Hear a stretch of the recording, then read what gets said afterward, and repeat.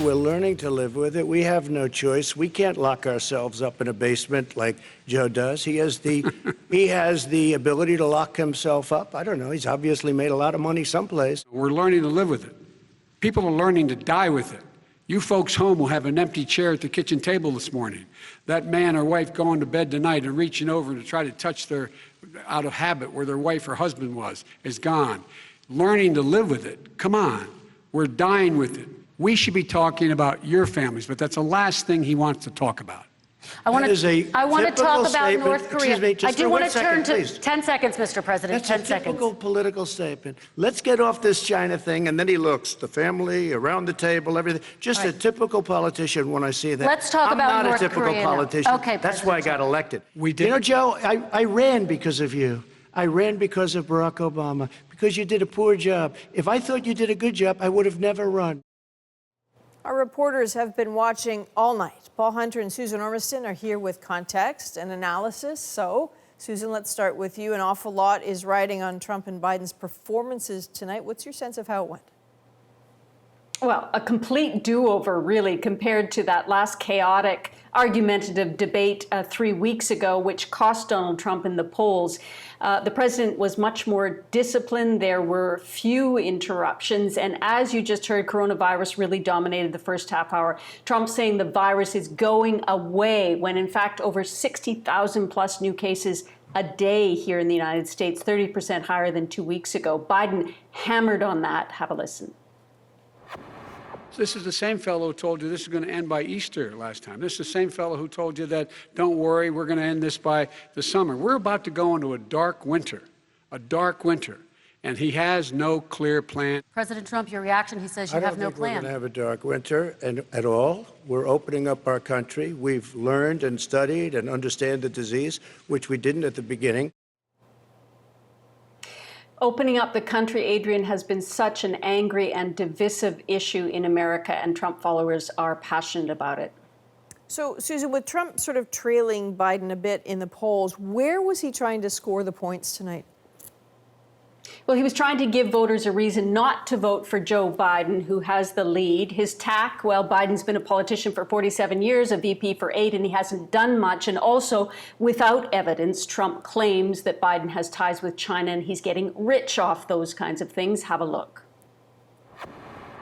I have not taken a single penny from any country whatsoever. Foreign countries are paying you a lot. Russia's paying you a lot. China's paying you a lot. I don't make money from China. You do. I don't make money from Ukraine. You do. I don't make money from Russia. You've been saying for 4 years Everybody you're going to knows. reduce your taxes. Nobody knows it, Mr. President. What they do know is you're not paying your taxes.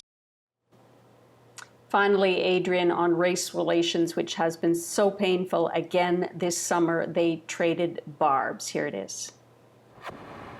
I don't care who's in the audience. I'm the least racist person in this room. Started off his campaign coming down the escalator saying he's going to get rid of those Mexican rapists. He's banned Muslims because they're Muslims. He says about the poor boys. Last time we were on stage here, he said, I told them to stand down and stand ready. Come on. This guy has a dog whistle about as big as a foghorn. Americans may have gotten the debate that they were looking for, Adrian, finally, and it's worth mentioning that about 1/3 of Americans have already voted in early voting. It's a sliver of undecided, really, and now it's just on to this final week of this historic campaign. All right, Susan, thanks very much. So for different perspective, let's go to Paul Hunter now, who took all of this in at a Democratic watch party in Nashville, just minutes from where the candidates were facing off. Paul, what's the reaction there after, I guess we could say, a more disciplined presidential debate?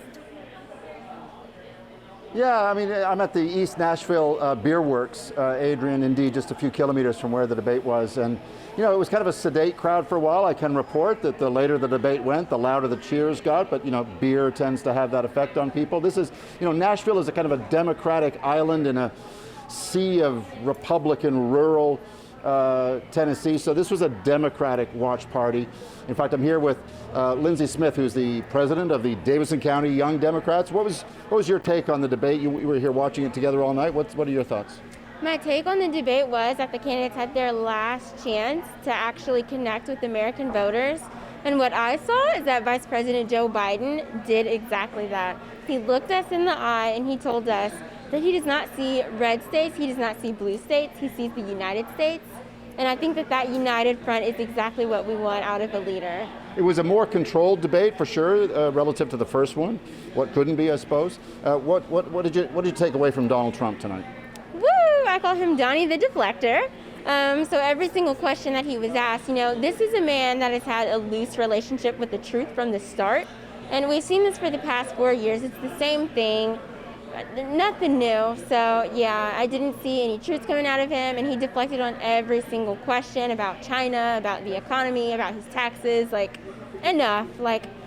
We're done wasting any energy on him. It's time to elect Vice President Joe Biden as the next president of the United States. There is not much time left in this campaign. Do you think, just short answer here, debates are about getting the message out, especially to undecideds. There aren't a lot of those. Very briefly, did you see anything in this debate that might win somebody over one way or the other? Did you learn anything, very quickly? Yes, absolutely. Joe Biden actually came with a policy and a plan, and he is the candidate. He showed us why he is the one who deserves to be the next president of the United States. Not much time to go. We'll hold you to that. We'll talk I will call you in a couple of weeks and find out if you're right. Thanks, Lindsay. Adrian, and that's from the debate watch party here in Nashville. All right, Paul Hunter. Thanks, Paul. Paul in Nashville tonight.